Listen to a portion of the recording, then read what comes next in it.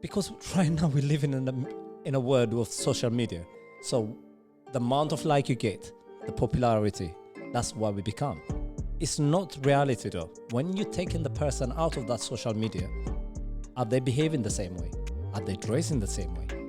Are they, when they are at home, are they gonna dress the same way as they're doing it in the picture for 5 minutes of fame? They are not. Yes, as a 16 years old, you're supposed to have some kind of guidance, but the guidance should be coming from the parent, not from the public. Because the public cannot monitor everything's happening.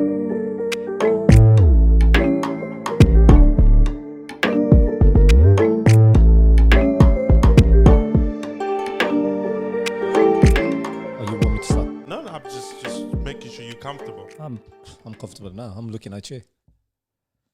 All right. How about that? No, what is fashion?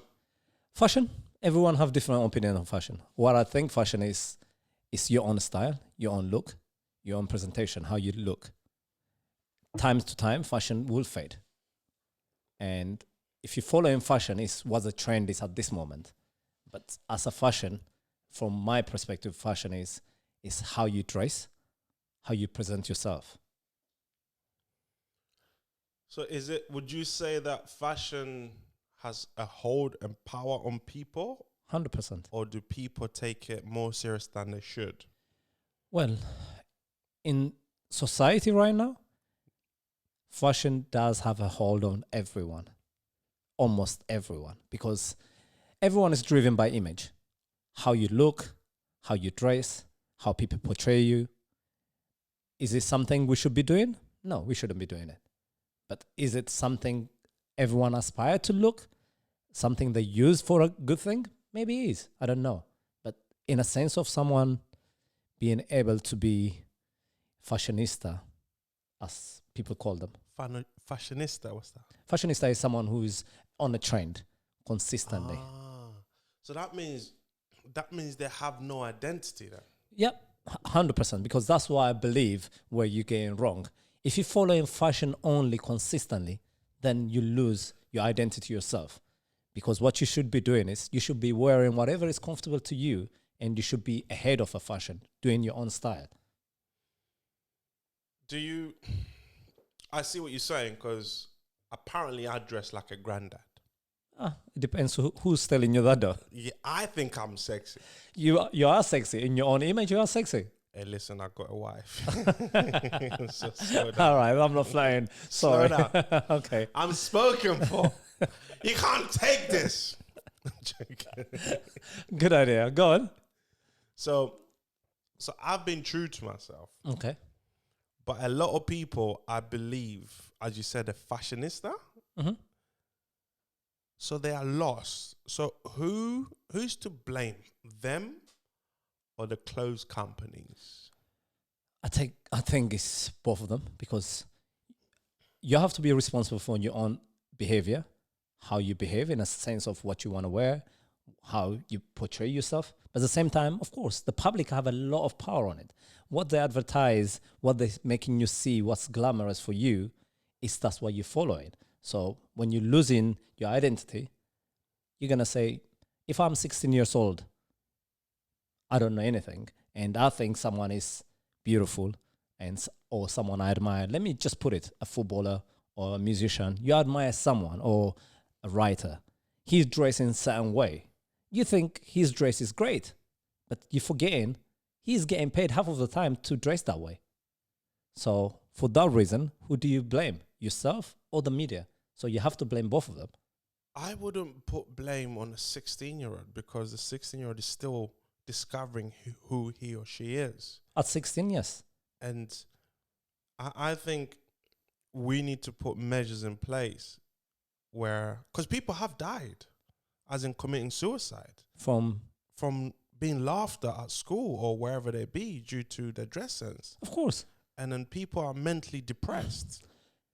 Because right now we live in a world of social media. So the amount of like you get, the popularity, that's what we become. It's not reality though. When you're taking the person out of that social media, are they behaving the same way? Are they dressing the same way? Are they, when they are at home, Are they going to dress the same way as they're doing it in the picture for 5 minutes of fame? They are not. Yes, as a 16 years old, you're supposed to have some kind of guidance, but the guidance should be coming from the parent, not from the public, because the public cannot monitor everything's happening. Which is true, but most parents, obviously, not all, most parents are against brands, Of course. expensive brands, because not only because they don't like them, because they're expensive.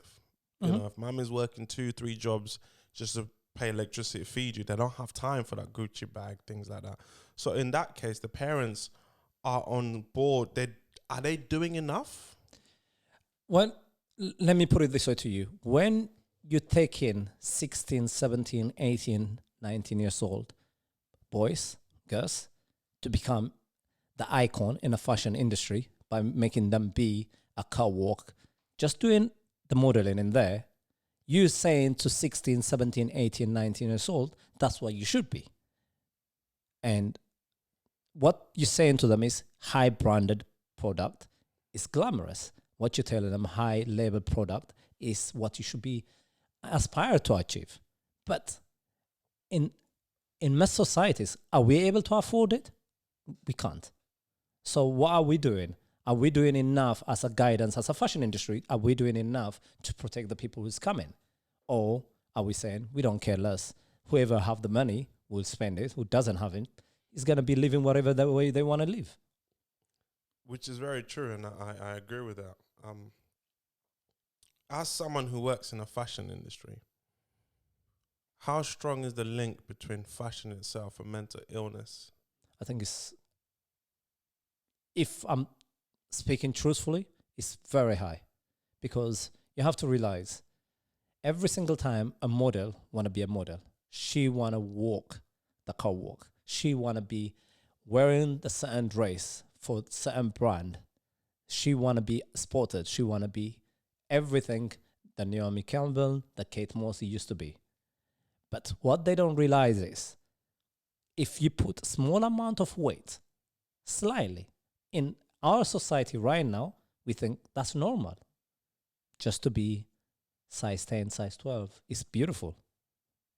But not in the fashion industry, because what you're doing is you're telling the girl you are fat, you need to lose weight. Oh, wow. And then when you're telling her you lose weight, you become, without realizing, there is anorexics will come into it, because you're trying to lose weight, you're trying to lose weight, you're trying to lose weight, and then you become ill. From that, you have depression. People who, they get rejected consistently. To be in a modeling industry, the amount of rejection you have to take is a lot. You cannot think, today I get up, I'm going to apply for a modeling industry. Today they're going to pick me up, I'm going to walk the catwalk. Trust me, they're going to be rejected 20, 30, 40, 50 times before they get there. How strong are you mentally at the age of 16, 17, 18, 19? Wow. Do companies have a moral responsibility to set up therapy for these models? They should, but they don't. They don't. They should. Maybe some of them they do, but majority they don't, because they are not there. That doesn't make them money. That's the issue. Because right now, a fashion industry in UK only is 26 billion. Okay? That's what it is. 26 billion with 800. You say only. Yeah, but in the word state is fraction. But in UK only, the fashion industry, the fashion council will make 26 billion, and with 800,000 jobs. So when you look at it, an industry which created 26 billion, can they finance for mental health? They could easily. Are they doing it? Not enough. Are they encouraging the model agency? Or are they forcing the model agency to do something about it? They are not. Because it's all about money. And I guess if the models got put on weight, there's 20 other models waiting in queue to 100%. 100%. There is. Everyone want to take your spot. But the thing is, they're making it look like it's a competition. A competition is not even healthy competition sometimes, because you have to realize, when you're telling the girl you are overweight, we don't need you. You are not. Would they say it like that? Wouldn't they make up any like? No. There's no sugarcoating in fashion world. They will tell you what it is. If they don't think you are, they don't think you fit the image they want, they will tell you. why will they need to hide it? That's what the idea is. But at the same time, you have to think about humanity. Is it right for me to tell someone who is still developing to tell them you are overweight when they are not even overweight? Size 10 is not overweight. Size 8 is not overweight. But they want you to be size 0. That's why a few years ago, the Council of London, they decide, okay, size 0 is banned in London Fashion Week. Okay. Because they had to do that. Because it became a lot of issue with young children. Anorexics becoming an issue. Sorry. How thin is size 0? Very thin.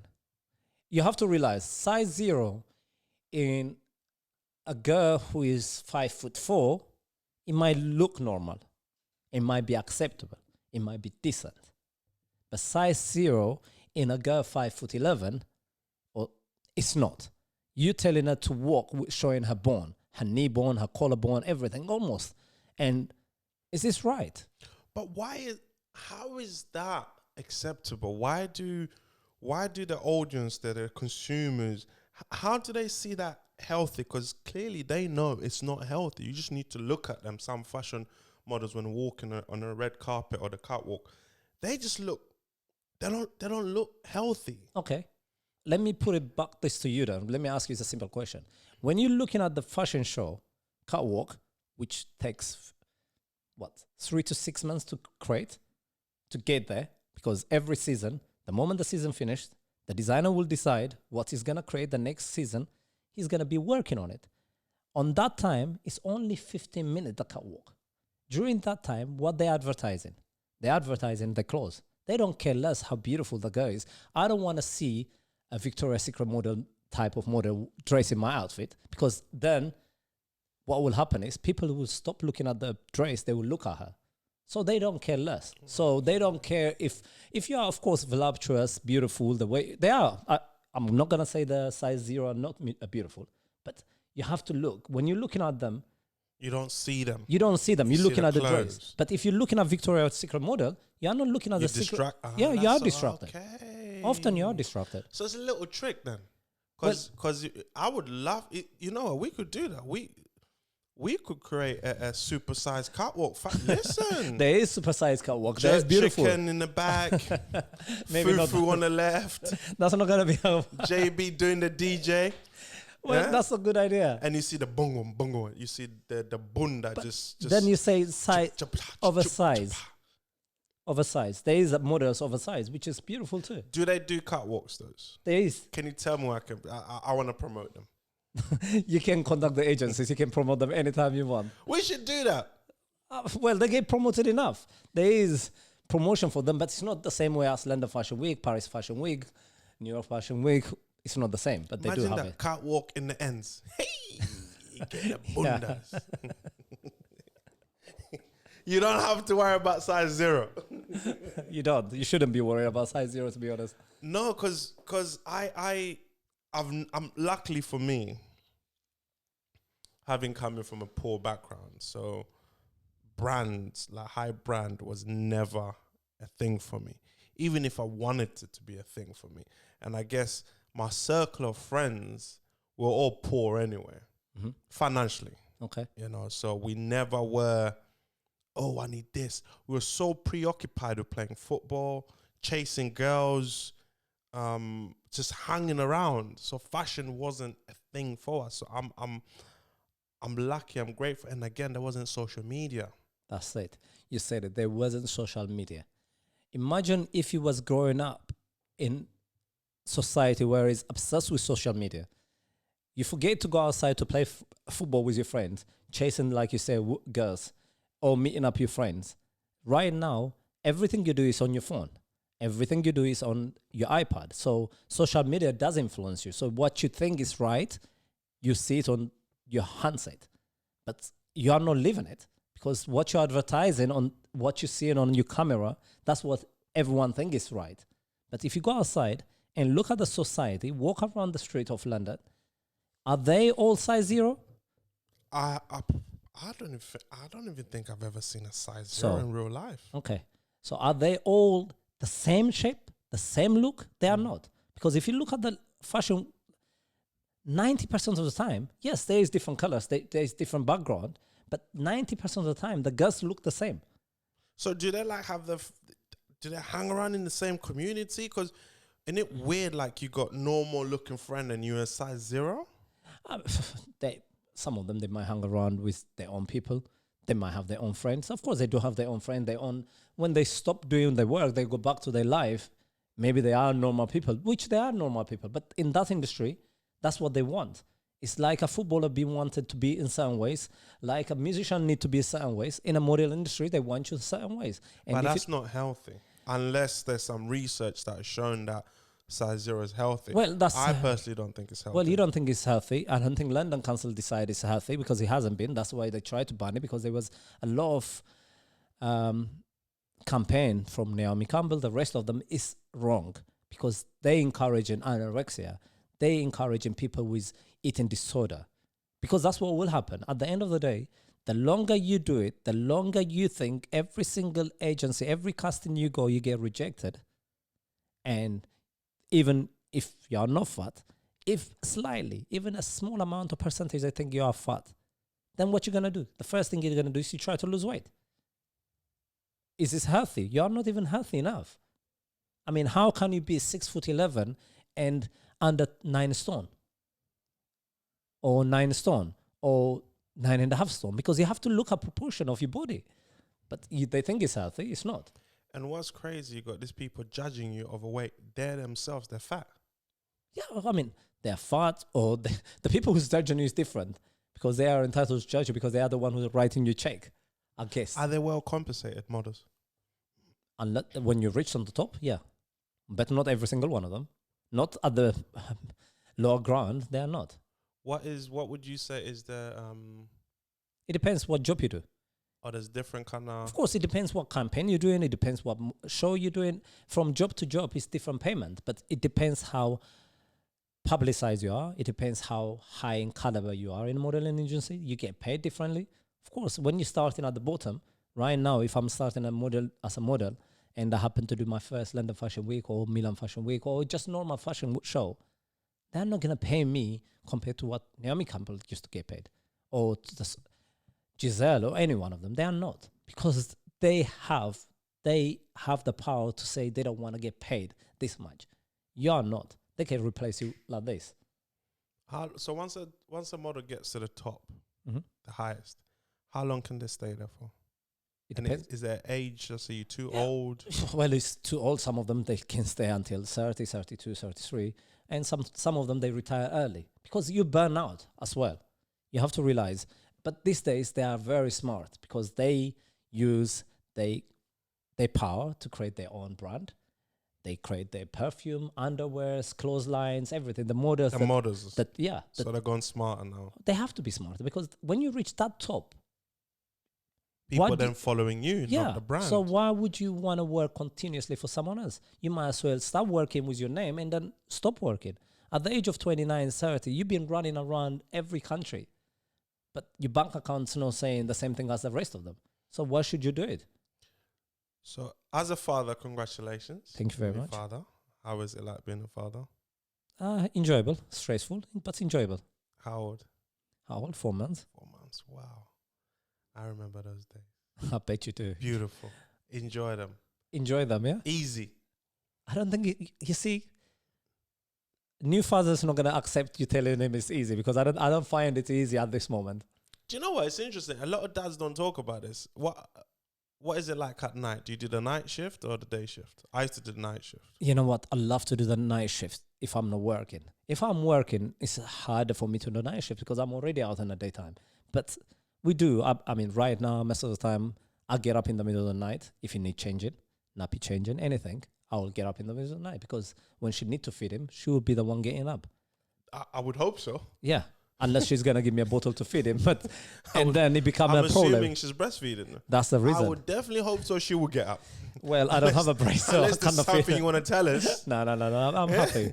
Hey, baby, come here. I hope not. No, I hope not. Mean, hey, if it works for you, it works for you. I'm happy to feed my baby at 2 a.m. in the morning with a bottle, but apart from that, no, I'd rather change him. Like for me, the missus used to express sometimes. So when she's super tired, she would express, but even expressing is long. It's long. And then she could express for about 2 hours sometimes. She has to take a break. I can't remember. I think it's 15 minutes every half an hour. You have to stop. And she get a little bit of milk. Imagine that. So to get a full-size milk, I think she has to break for 3 days. So we'll plan it like, okay, let's say we're on a Monday. We'll plan like Saturday.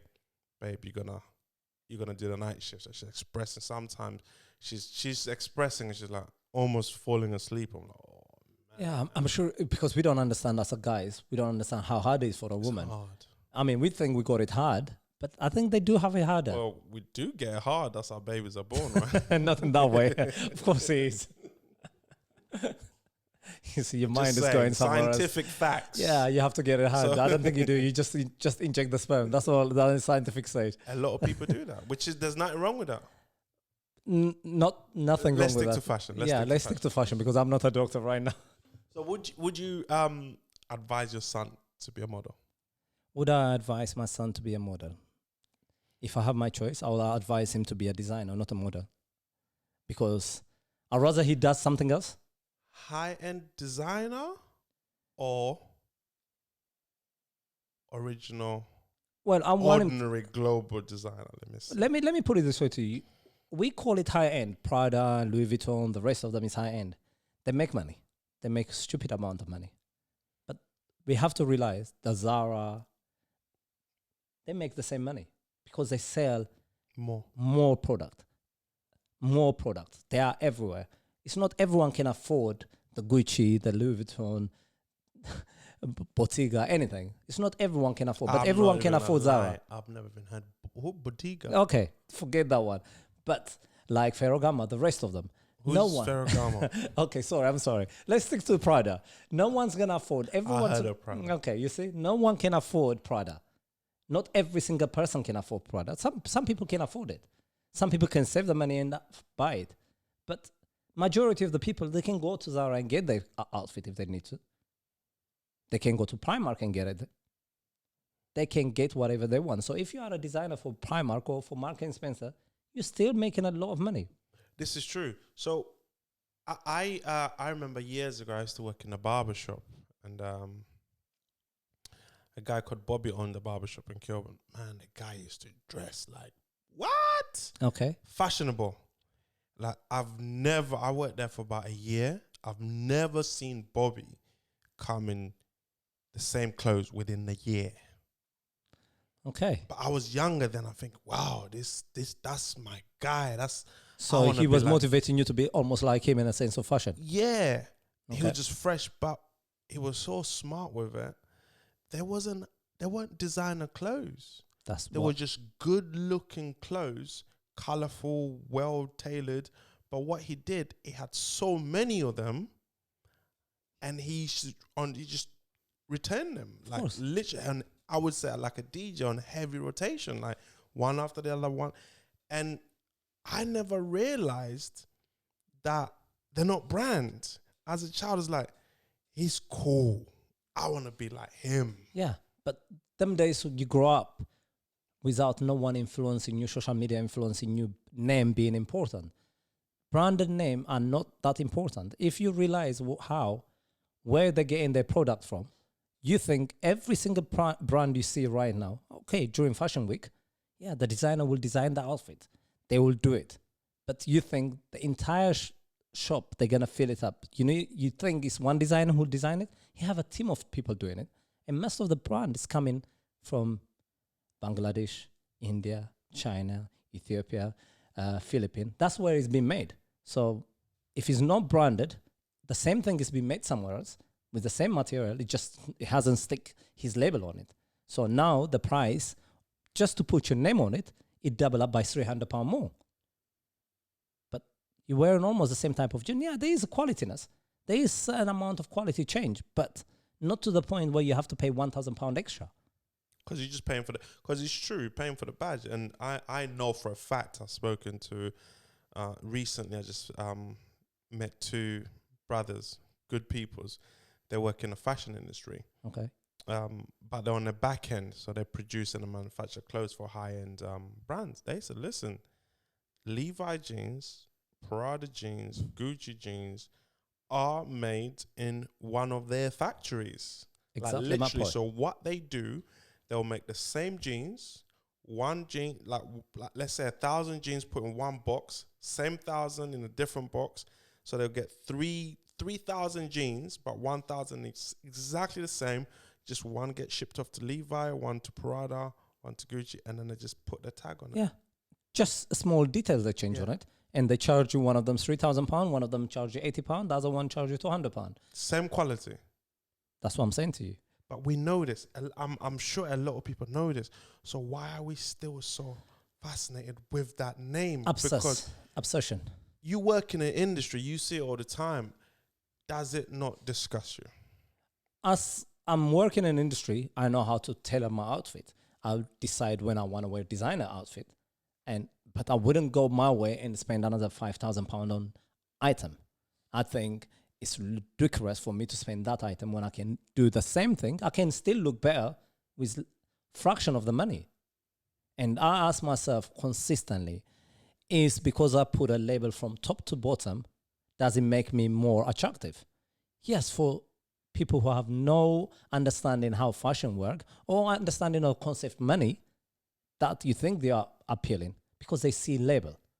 But go on the street, high street, vintage stores, Portobello markets, PFA market, go around. You can get quality outfits, quality clothes, even from high street. You can put them together the way you want to put them together. You can look better than the guy who wear the whole outfit designer. You always look cool. Thank you very much. Even when you're training. Well, that's lie, but okay. Thank you very much. No. When you're training, you look cool. Like you dress code. You always. You're not. I've never seen you in brand, but I've never seen you wear like. Why is he wearing that? No, because I have a concept. If I'm wearing brand, I don't want to advertise a brand. I don't want my jacket or my T-shirt or to say the name of the brand consistently. Why? Because there's no need. I'm not there. They don't pay me enough for me to advertise their brand. I have understanding. Me advertising your brand is getting you the money. Me wearing your product is only for me. Yeah? So we've done, 12 shows, and you're the first person we clap for midway, because what you just said there is beautiful. But it's reality, because what we don't understand is our societies, yes, celebrities get paid to wear the brand because they're paying them. I mean, if Beyonce decide to wear some outfit, she have some kind of commission, or they must give her for free, or they're giving her some kind of percentage. I don't think she would even wear it if it was just for free. She has to get paid. Yeah, that's what I'm saying. They're paying her, but I'm saying to you that she will require a certain way to be the clothes to be designed for her, because she will have a demand on it. But if I'm wearing it, what am I getting out of it? And it's you coming. Feel like Beyonce. But my pockets are not going to feel like Beyonce. I'm hoping you're not going to wear the same outfit Beyonce No, wears. but my bank account's not going to say Beyonce. So why should I give them the money if I think I can look good with a fraction of the money? So do you have that knowledge because you work in the industry? And do you think people like me, because I don't work in the industry, so we have to be strong by ourselves? Because what you're saying, it might sound easy and simple to you. I've never thought of it like that. So do you think that's something we can do to put more awareness on that? Like, you don't need the brand. Well, to be honest, they do need to have more awareness. You're right, because I work in that industry. It's easier for me to understand how the clothes is made, where they're coming from, what the value of the clothes is. I'm going out shopping around for a client of mine, and I can see the price of the material I'm buying. And I can make my client look good in certain ways just by not spending some. Even though I have a budget, even though they give me the budget, I can do it different ways. But at the same time, people who don't work in that industry, they can easily understand it too, because it's not that easy. You have to just look around, say to yourself, is it worth it? The first question you should ask is it worth it? Is it worth me spending £3,000 in a shoes? Or £400 because he said, I don't know, Alexander McQueen? Is it worth it? Can I get the same type of shoes with less label, with less money? If it is, then get it. But the problem is we are obsessed. Society is obsessed with brand. The social media is telling you brand is better. And if you follow in that trend, you're always going to be buying only branded. And unless someone is paying you, your bank account, unless you're earning a good amount of money, your bank account is going to go zero. So why are you obsessed following a brand? Because I don't get it. I mean, it's great, but not all, you don't have to wear top to bottom brand. You can wear it one item maybe, if that's what you want. If you can afford it, go ahead.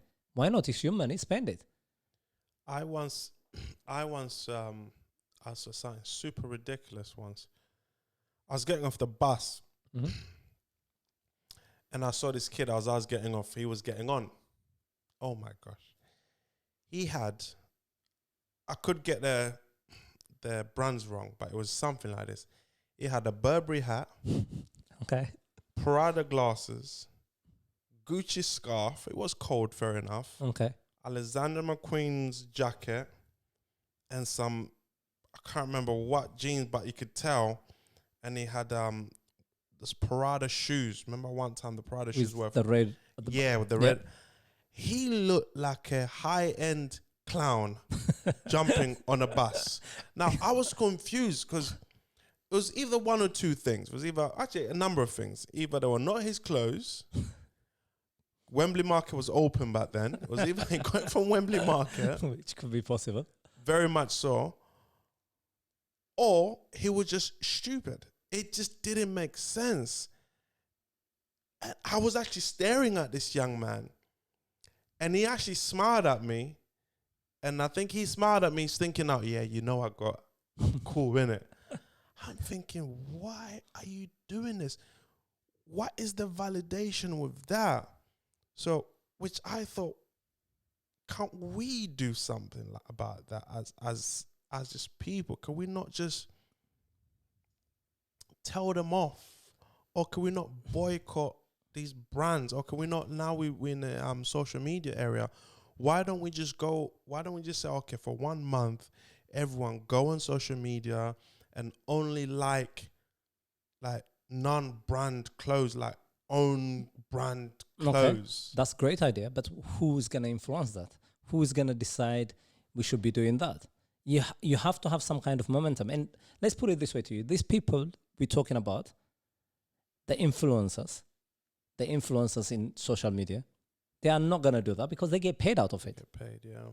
And the footballers, the singers, the musicians, every one of them, they get paid for it. They're receiving it for free. So it's pointless. So we can't blame them because I'm just thinking Prada, Gucci, Alexander McQueen. Who's the other one you said, the other brand? It's you have so many of them. Ferragamo, any one of them. Ferragamo, I like the sound of it. If you want to reach out and sponsor us, I guess I can't say no, can I? You couldn't, but would you pay for it? Should I say no? Let's say if they say, okay, Francis, look, you got the Alexander McQueen, this, that. Should I say no? If they're sponsoring you, if they're paying you for it, why should you say no? But you should. Because then at the same time, I'm then telling another kid to us, go buy this. No, but at the same time, you are not supposed to be saying to everyone, this is what I'm dressing, this is the only way you're dressing. Or you shouldn't be encouraging that. You should be dressing however you want. Because like I said to you, you can go on high street, spend £200, £100, and still look good. Instead of spending £1,000. I don't have £1,000. Well, you see. What's the markup like? What's the margins between making the high end because I used to do t-shirts back in the day. A simple t-shirt cost me per unit, minimum order, was 250. Per unit, a t-shirt was £1, less than £1.50 anyway. Okay. And I used to sell them for £10-15, depending on the design. So that was the margin on a cheap, strictly work thing. What is it now for these big boys? They don't even, you say these big boys. Let me put it this way to you. The item they get it, some of them, they might get it from Europe and then it gets shipped to another country like Asia or Africa, someone to do the work. And they get it, the work to be done with a fraction of the money. And then they bring it back down here. Manufacturers sell it almost for triple the amount. So when you get the item for £10, or the item might cost you £20, but by the time you send it to another country in cheap labor, you already pay them £5. let's call it £5. That's not even cheap. They pay them less, £3, £2 to do the work. They do that work. They bring it back here. The item they bought for £20 now is sold for £500. You tell me, when is it right for any branded industry or non-branded industry to exploit the other side of the country? I mean, if you're going to sell it for £500, why not pay the people who's doing the manufacturing fraction of it? Give them a better life, but you are not. Actually, you putting them in a really horrible condition to work. The condition they work in is not even, if you are in London, it's way below minimum wage, what you're paying them. But in London, you are not allowed to do it. But so why would you do it in another country? That's a question, because they allow you to do it, but you're making stupid amount of money, but you have no moral obligation. Greed. It's always greed with the fashion industry, with any industry where they make him the money, there's always greed because they think they can do it. So why shouldn't they do it? Wow, that is phenomenal. What got you into this industry? Growing up, I see my mother. My mother, she was an amazing tailor. She used to tailor clothes. She graduated in Scuola Italia, in Italian school. She was very good at making dress and making suits, everything. And she was working for brand for a lot of things. So as I grow up, knowing, coming from African background, your parents don't want you to go into fashion because Lawyer, they think it's doctor, teacher. That's the first thing they want pilot. you to do. You want to be a doctor, like you said, a lawyer, anything with a title on it. Fashion industry, them days, 10 years ago, 15 years ago, 20 years ago, you don't expect a guy to be in there. You expect a woman job, tailor to cut it. That's what they was coming from that side of it. I'm not saying in here. I'm saying it's where you come from Africa, South America, anywhere. They would think to sit down, to sew, to knit. It's a female It's a female job, they think. But what you don't understand is if you are inside the industry, you make a lot of money too, if you are good at it. It will take you a while to get where you need to get. You have to be perseverant. You have to be consistently working hard on it. And you have to be smart at it. But that's the reason. My mom used to do it, and I learned from her. I don't think going to St. Martin's University to learn what I learned, they didn't teach me fraction of what my mother told me how to do it. Because I knew before I went to university how to cut, to pattern dress, to do the items and the way I want to do it. And I already knew it. So they didn't need to teach me. So that's the first thing I used to see is my mother doing it. Wow. So at what age did you then learn how to tailor clothes? My brother, my sisters, I used to watch them doing it when I was between 10 to 12. I used to see my brothers, sisters, all of them sitting down inside the machine, just cutting, sewing. And I used to say, wow, I want to do my own. And as a kid, I used to get told off to get lost because the machine, there's a needle. Yeah. It's dangerous. As I'm growing older, 14, 15, she said, try it. She was teaching me how to do the drawing, how to cut the patterns, how to stitch it together. She was showing me around. But by the age of 17, 16, she showed me how to do it in the machine. That's when I learned it. But by then, I already knew I want to start making my own clothes. But I wasn't interested in being a designer. I just want to make my own clothes for myself. But when I went to college, when I went to uni, St. Martin's, when I learned, that's exactly I wanted to be an art. Because I might be smart enough, but I wasn't smart enough to be a doctor. I didn't think I was smart enough. Maybe I might be, but I didn't have the passion for that. I think you would be, but I wouldn't trust you operating on me. Yeah, you see? Well, if I was a doctor right now, you would. But at that moment, I didn't think I had the passion for it. You need to have a passion to study, to sit down, to understand something. Because if I spend 4 years in university doing something I don't like, I might not be good at it. I think the key word you said is passion. Yeah. Can you please elaborate and put some oomph in that word? Because a lot of people out there, not just kids, some adults, they pursue certain careers with no passion. Yeah, because you have to understand they have no passion because their only drive is one thing. Is if I do this job, it will get me this lifestyle, this money. But the one thing you don't understand is to do that job that you don't like, you have to be very good at it. To be very good at it, either you are motivated mentally or you have to be passionate. So if you are not passionate about the job you're doing, then you must be very good mentally to stick to something you don't like, because the end product is important to you, the lifestyle. But not a lot of people would succeed doing 8 years, 6 years, 7 years, 4 years study in university with something you don't like. Because consistently you're going to do it, and then you're going to, when you grow older, when you are 20, 21, 22, 25, you want to change path. And all of a sudden you say, why did I waste 4 years, 5 years? You don't have the qualification to go back to that one you want now, because you're following your parent guidance or you're following the current climate. That's what you're following. But your passion should be the one thing that should drive you to do what you want to do. Without it, I don't think you can achieve half of the stuff. Yeah, I mean, that is so true, because this is why we do what we do, because we've I guess it's, I think everyone know what they want to do in life. Yeah. But realizing it is another thing. And that you have to take time with yourself. Like, you have to really sit down and, does this make me happy? Am I doing it for the money? Because money is not a motivator. Like I don't care who you are. If I say, look, I'm going to pay you £500 a day and I want you to clean the smelliest toilets ever, you probably look at me and say, no. But it's okay, then I'll pay you £20 an hour, 5 hours a day. That's £100, £400 less, and do something that you love. You're going to take the £100. Well, I'm hoping you would. You're hoping you would, because that's coming from you, because you're doing something you want. That's why you're going in the direction you want. But some people are motivated by money. Money is the only thing they care about. But that leaves you nowhere. That leaves you empty. It will leave you empty, except your bank accounts will be higher, but it will leave you empty inside, and you might not enjoy it. Then your bank account might not be higher, because the more money you make, the more space. That's where you're going to go to Alexandra McQueen or Faragana, whoever that guy is.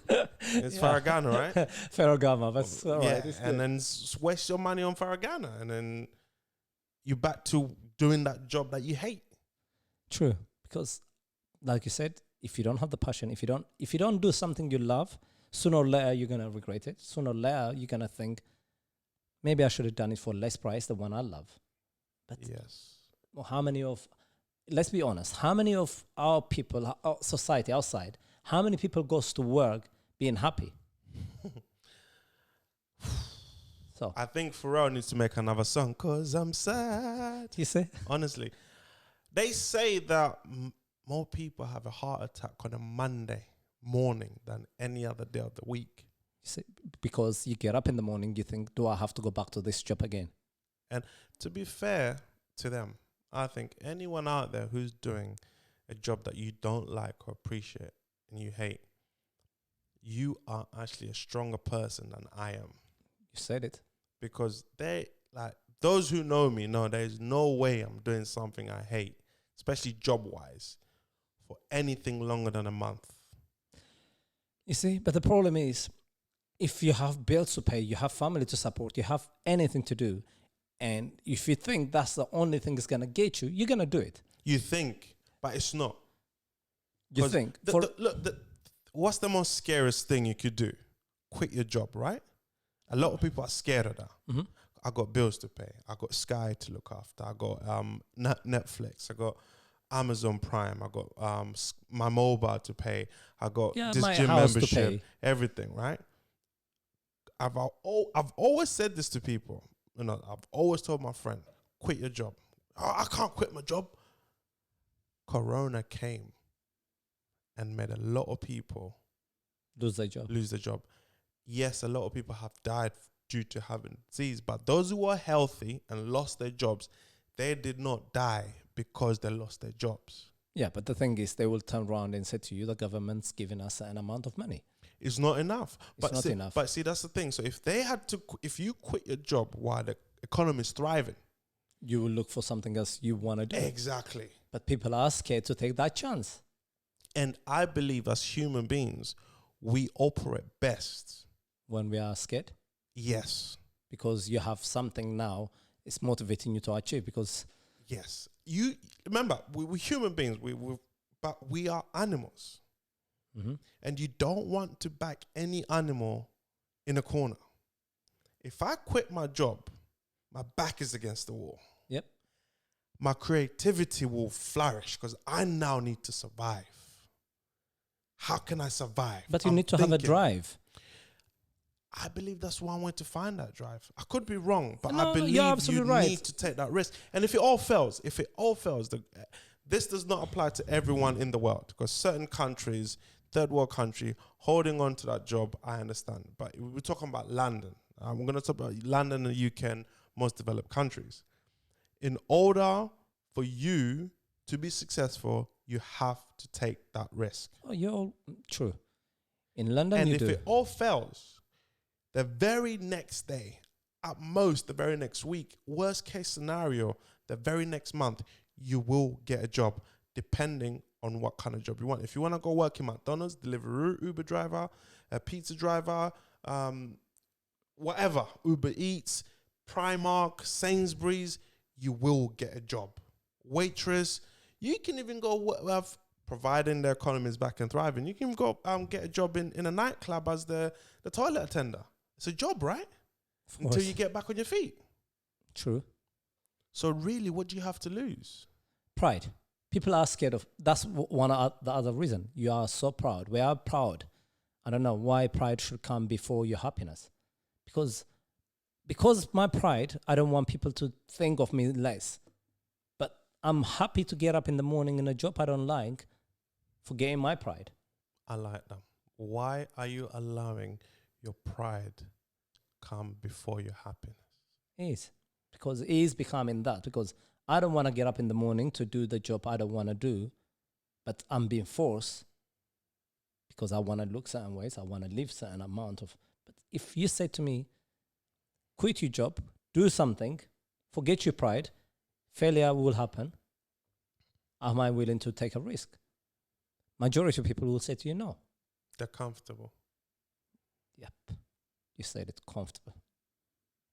Get up your house and stop being comfortable. Matter of fact, turn this TV off, turn your phone off, turn this podcast off. No. Keep the podcast on. Keep the podcast That's what I was going to say. Keep it on in the background. Keep watching us. No, it's scary. So for someone like you who design clothes, one thing I love, because I did it. How old was I? I was between 16, maybe 15, 16. JB, when was Strictly Work? When was Strictly Work born? 16, 17, 18. Yeah, I was 16, 18 the most. I started my own clothing brand. I call it own clothing brand. To me, it was a success. To me, it was a success. Financially, it was a failure. But the lessons I learned from that are beautiful lessons. I actually apply that into what I'm doing now. You're doing now. Yeah. So for you, I mean, you've been Milan, Fashion Week. You've worked with the highest caliber. You worked with Ferragamo. I like that name, but I don't even know how to pronounce it. It sounds you nice. pronounce it one day Is properly. it Ferragamo? Ferragamo. Stick with Ferragamo. Okay. So guys, if you want some knockoff Ferragamo, hit me up somewhere. So you work to them. And we come back to the UK, there's a lot of kids out there who are very creative and they want to start their own brand. And they're actually doing a fantastic job, but without the right guidance. For someone who's worked with the top industry designers and in the industry and regarded up there, what advice would you give them? Stick to what you know. The one thing I'll say to you is stick to what you know, meaning that if you are very good at being a stylist, stick to stylist. Don't let someone else change your mind. If you are not good at it, don't try to jump on it, because you will do well if you know what you're doing, especially in the fashion industry, because the fashion industry is a very small industry. A lot of people will work in that industry, and to get to where you want to get, you have to, you're meeting a lot of people on the way. If you are terrible at what you're doing, your name will be going around. But forget the name. Don't worry about it. That's risk-taking. Just for your own sake, to achieve what you want to achieve, stick to what you know. If you are very good at coloring, stick to your coloring. If you are very good at creating clothes, stick to creating clothes. If you are very good at putting clothes together, stick to that. The reason being is, a lot of people want to take your opportunity. They want to take that chance. Because let me put it this way to you. Today, what are we, 19? Yeah. the 19th. London Fashion Week starting. The economy is down. The entire nation is locked down. So London Fashion Week is not happening as usual. It's virtual right now. So virtual. When we're doing virtual, 70-80% of the people who was working in a fashion during this week, they are not working right now. Okay? But the moment London pick up, the industry is picking up, you start to have a job, they will pick up anyone from London College of Fashion, from St. Martin's, from anywhere. You graduated, they will make you work for free because everyone want to take your chance. So if you are very good at what you're doing, if I'm very good at what I'm doing, yes, at the beginning, they're going to make you work for free. Which there's nothing wrong with that if you're starting off. There is nothing wrong with that, but there is a big issue with that too. Because if you're working for free, it has to be to gain experience for yourself. Yes. You don't work for free if you are not going to get nothing out of it. Because the reason is, okay, payment is not important at that moment. If you're starting at the bottom, the payment should be the one thing it should be driving. You should be saying to yourself, I need to reach certain level. I want to get there. How do I get it? How do I get the experience? You need the experience because nowhere in the world someone's going to give you a chance unless they have believe in you, trust in you. They are not going to give you a chance straight away unless you're doing it your own. So if you're working for designers, for any fashion industry, yeah, for the first show, for the second show, they might make you work for free, but not for the whole month, for the whole year. That is actually, it's called slavery because that's what they do most of the time. They take you, they make you work for 3 months, and then they don't even give you a reference when you're leaving. Oh, wow. And they get away with that? Is there no laws in place? Well, to stop now that? they put a law on it right now, but the problem is they still do it because they know tomorrow morning another one is going to graduate. They're going to come work for free because during Fashion Week, leading to Fashion Week, a lot of people, they need someone who can do sewing, who can do patterning, who can do stitching, anything. So they will get you to come and do the work in a hope that you get into that industry, in a hope of working with that designer. But the chances you are not going to. If you are lucky, 1-2% of you will make it, if you are very good at it. But otherwise, use the experience and move on yourself. Don't let them push you before you decide to leave. So just understand to yourself, I'm going to work for a certain amount of time to get experience. And I will try to get the CV, the qualification I need out of them. Most of the time, you're not going to get it because the Fashion Week is 5 days. After 5 days, it's gone. Then you're off to Milan. You have to, it's just like that. But in London, you have to go from one job to another job to another job until you get to whatever you want. And to start at the beginning, just stick to what you know. And you're not guaranteed work. No, because it's, what can I say to you? A fashion industry is a very big industry, massive industry. Like I said to you, in UK, only 26 billion. That's why you generate. But it's a small industry in the other way. Because the people controlling it. Yeah, the people who's controlling it, where you're working, it's a small industry. So if I'm a stylist, you're a stylist, he's a stylist, what's going to happen? If I'm very good at already being in the styling job, I already got people, I already know people, I can go around working around. So if another person's going to come take my job, it's going to be harder for him because I already make a strong bond with the people.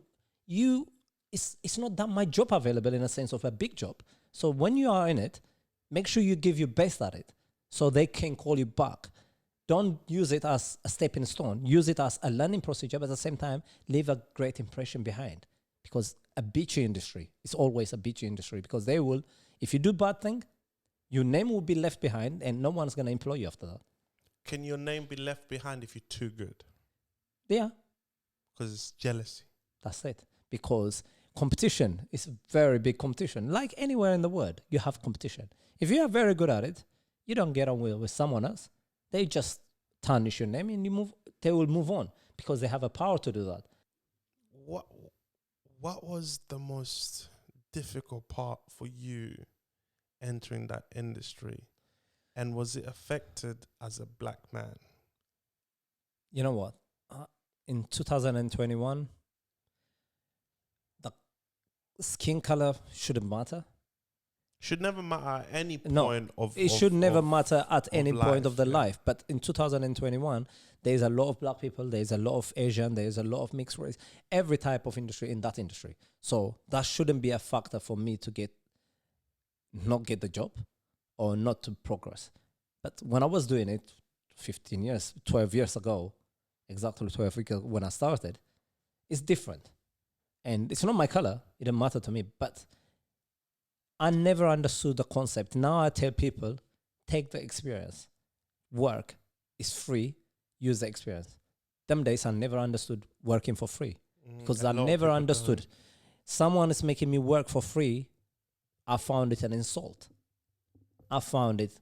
Now, if it wasn't for my mother, in honesty, I wouldn't done this job. I wouldn't be where I am because the reason being is I remember clearly saying when they offered me image consulting job in Holland Park, the first job I did, there was amazing company, but the lady said to me, she gave me a task to put 3 dresses out of the wardrobe. What, just to take them up and put them out? Yeah. Just she had the whole collection of wardrobe. She said to me, show me 3 dresses. How are you going to put them together?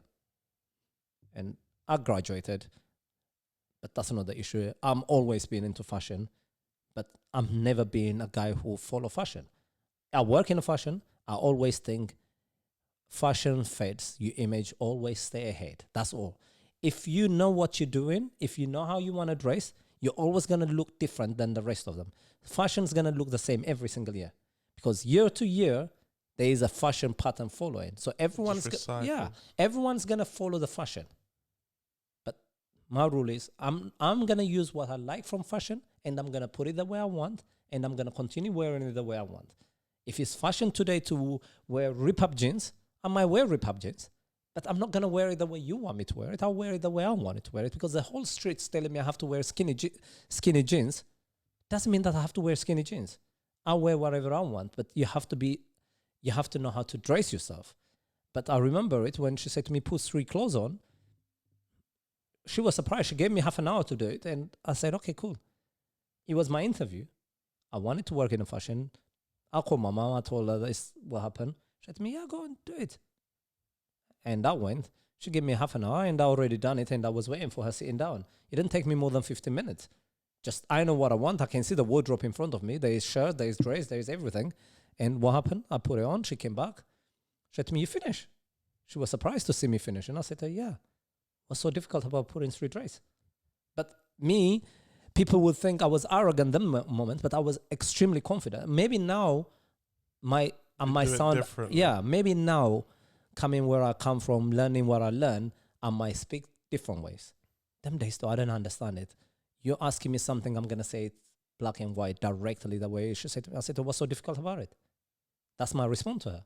She just wanted to see the way your mind works. And she said your sense of fashion. Yeah, and she looked at it. She said, she picked up the 2 of them. She said, I like the way you put it. This is different than what I'll put, this and that. The third one, I don't like it. I said, cool.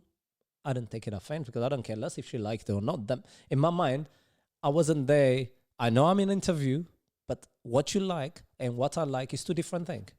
And my mind was saying, I don't care. Should I say it? But I bitten my tongue that time. I said, all right. And she said to me, all right. She took me upstairs. She said to me, let me talk to you. She said, how did you learn this? I told her where I came from, how I learned my fashion. And she said to me, okay, I'll call you back tomorrow. The next day she called. She said to me, I will offer you the job. That's not a job, she said to me. It's apprentice. I said, what? You're going to work for free? And I said, for free. And that time, I graduated. I'm starting in another job. It's not fashion job. I was working in a off license. And you got bills to pay. Yeah, in off license, in a wine shop. And I'm thinking to myself, they pay me. And you want me to work for free? And I said to her, no, thank you, I'll pass. And she said to me, think about it. I'll give you 24 hours. And you said, no, you think about it. No, I should have said with some money. No, I should have said that. But she said, and I thought, what is she asking me to work for free? So I called my mom. I didn't know anything about fashion industry. So when I call my mom, I don't usually call my mother to ask her for any confirmation about anything I do. It's not out of disrespect to my mother, but I always been strong-minded. So I called her and I said to her, this is the situation. She said to me, take it. Experience. I said to her, what do you mean take it? She said to me, she gave me every Tuesday to go and work for free for the whole year.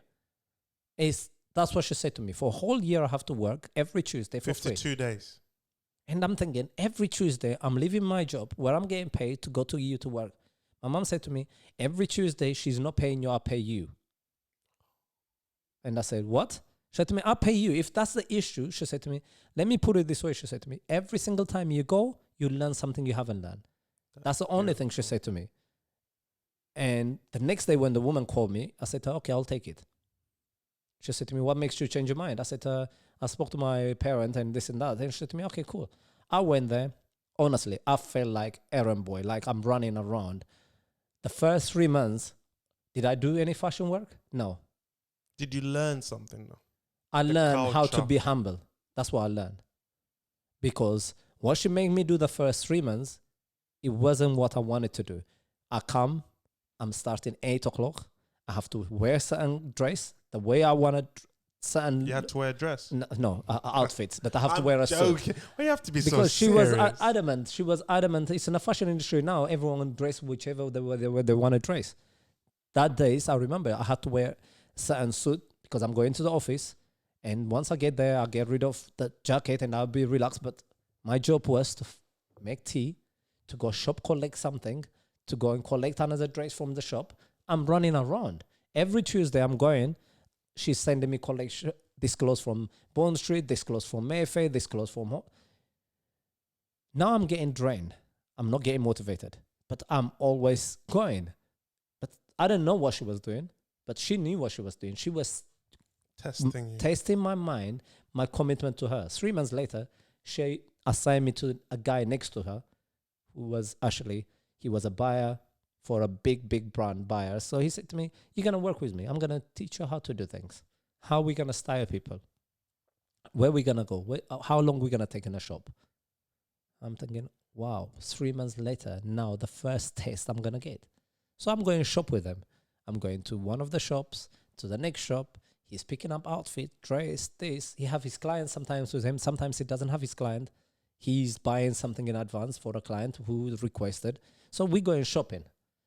And I'm thinking, okay, this is interesting. You learn. Then I open my mind because for 3 months, I was a T-boy. Angry. Yeah, I was a T-boy. So I was pissed off. Now I'm going to think, all right, I'm learning.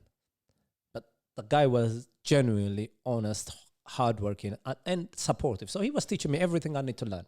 As I'm learning how to put colors together, I used to know how to do my own thing, but he was teaching me why I should put certain color and certain skin tone. Certain hair color should be certain outfits. I said, okay, understanding. That's what I was doing. A year later, now she's offering me a job. Because she saw me for a whole year, I was committed. She was offering me a full-time job. She was offering me a certain amount of payment. And then the guy, because he saw me so hardworking, he said to me, refuse the job.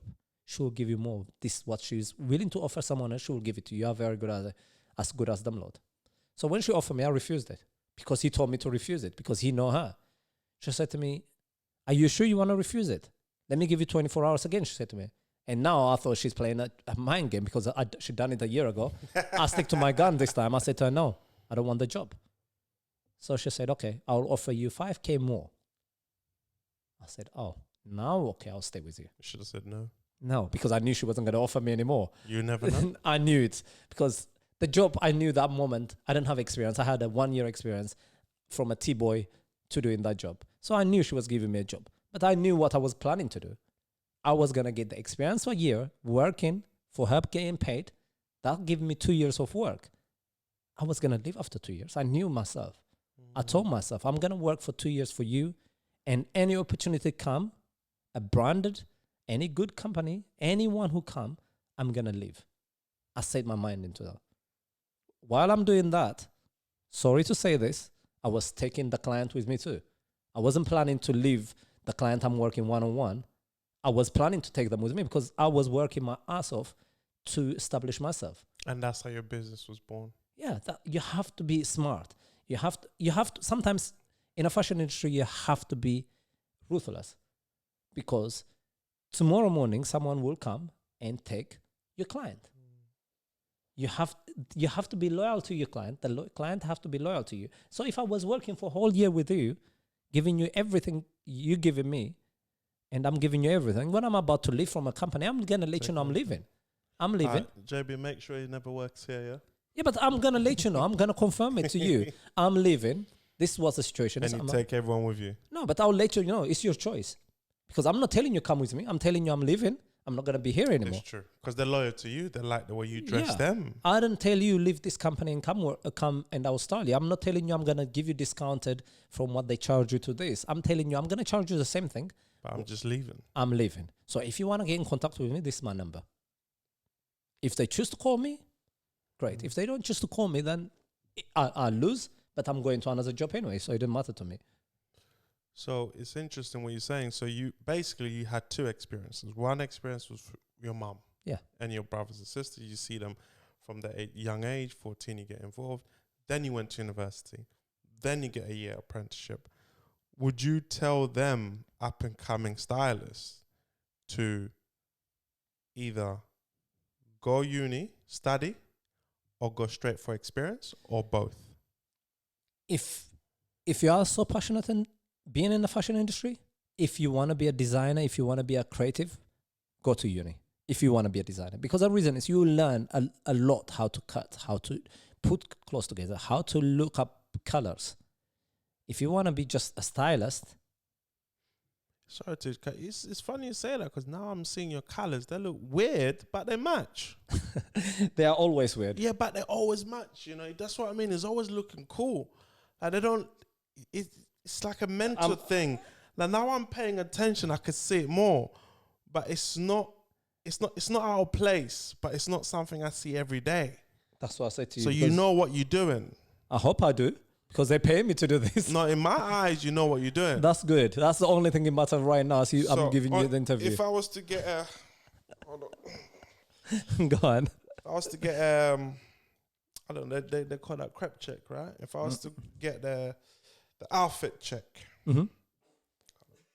For shoulders out. Am I supposed to be checking your outfit right now? Yeah, just keep in mind I said yours look good, right? You look good. Black and grey always go well anyways, so it's no problem. You're wearing grey. So I went for basic. You're wearing something comfortable, which is, in a sense of color, it's good colors. Black, grey, you'll never go wrong. Faragana, send me some black and grey. You will make it good. Don't worry. Faragana, black and grey. Again, Ferragamo. But yeah. I told you, Ferragamo is the expensive one. Faragana is what we want. We want Ferragamo. We don't want Ferragamo. We want Ferragana. Okay. Yeah, so you saying go to university. Yeah, but if you want to be a stylist, experience is important because you might as well work with someone else who has experience to teach you how to do it. You don't need to be in uni to be a stylist. I chose to be a stylist because I found it. I had everything I needed. I learned, and I'm thinking to myself, to be a designer right now, I need to create my own thing, which I could easily, but the industry is so tight. To make money, you have to work your ass off. You have to have investment behind it too. You need money. As much as I want to design, you need money to back it up because there's a lot of people who want to be a designer, but you need a financial backing. You think Victoria Beckham should decide to be a designer yesterday without her backing of the money she had from her husband and herself? She'd never been a designer, but she's a designer now. Her label is selling. I mean, she's losing a lot of money, but she have a lot of backing. Imagine I decide to do outfit today, to do design for a woman. How much does it take me to create a clothes, to get it into shop, to get it into a show? It's going to take me a lot of money. It's not without money, you are not going to get there. London Fashion Week will give it to you opportunity if you are upcoming talent. They will give it to you opportunity to show what you do, but you still need some kind of money to do it. But as image consultant, you are in control of everything you do. As a stylist, you are in control of it because I don't need money. I only need your money for me to take you shopping. I'm spending your money and then you pay me to take you. So I use that term, it's much easier. It's not easier in a sense because people think a stylist is easy job. But what they don't realize is when I'm not in the shop buying a dress for a client or when I'm not behind the fashion show, doing the modeling, putting the clothes together for them, half of the time I'm spending online researching where they're doing this outfit, they're doing this dress, they're doing these shoes. I'll go shopping by myself.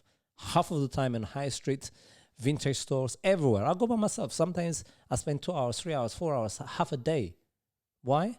Because tomorrow when you call me and say to me you have a black dress party, or you have, I don't know, a dinner date, or you have functional parties, or you just want to change your wardrobe, and you only going to pay me for 2 hours, what am I going to do? I'm not going to waste you 2 hours. You pay me for 2 hours. So I have to get the product you're asking me for. So I'm not going to waste taking you around the shop to look for the stuff. I already know where I'm taking you because I've already been doing this research myself. Can I afford you? You could, because you are my friend.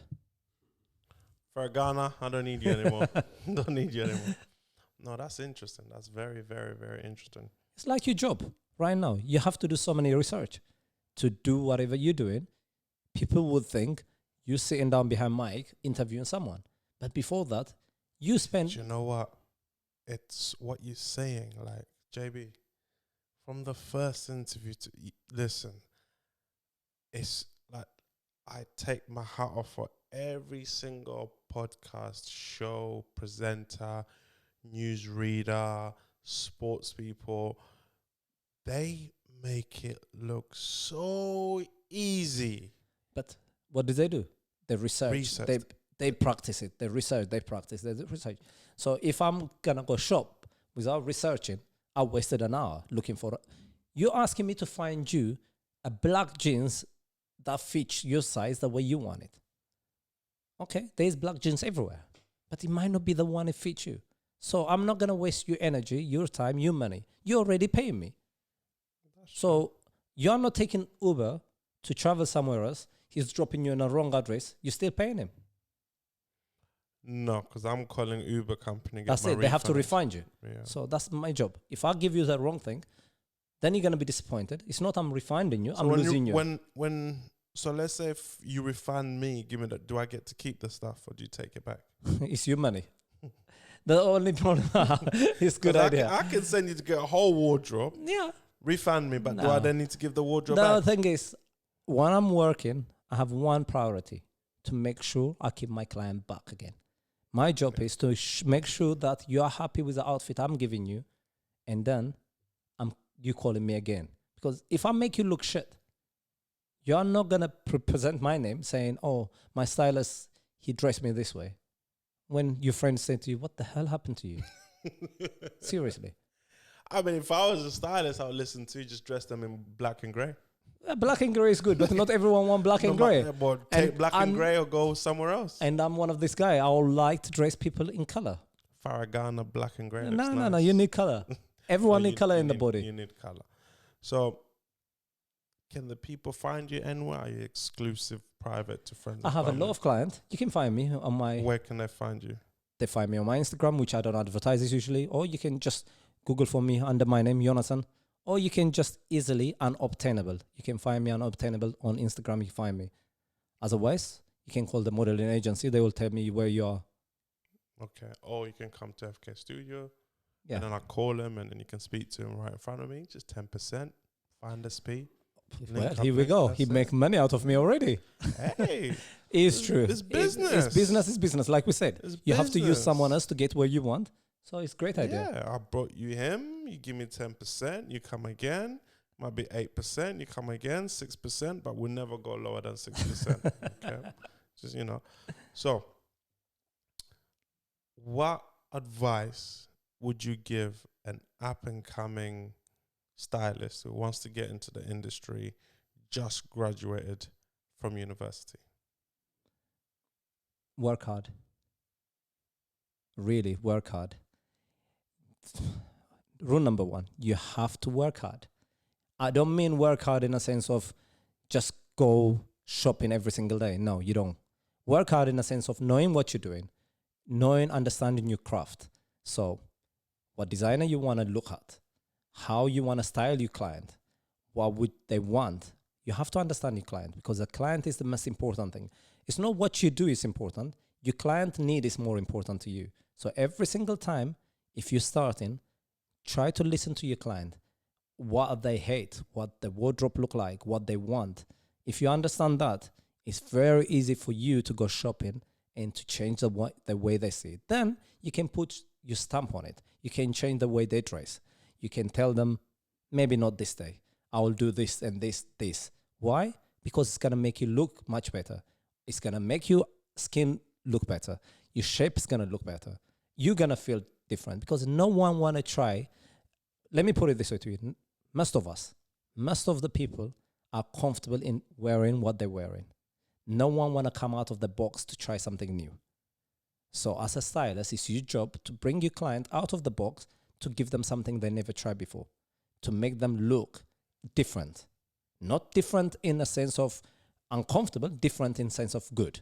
So if I'm giving you a dress and you never wear that kind of dress before, I'm not going to make you look tarty or just sexier. I'm going to make you feel like $1 million without spending $1 million. You just have to spend a certain amount of money and you have to be comfortable in your skin. And your stylist's job is to make you feel comfortable in your skin. How you dress is my job. And if you're coming up as a new starter, always do your research.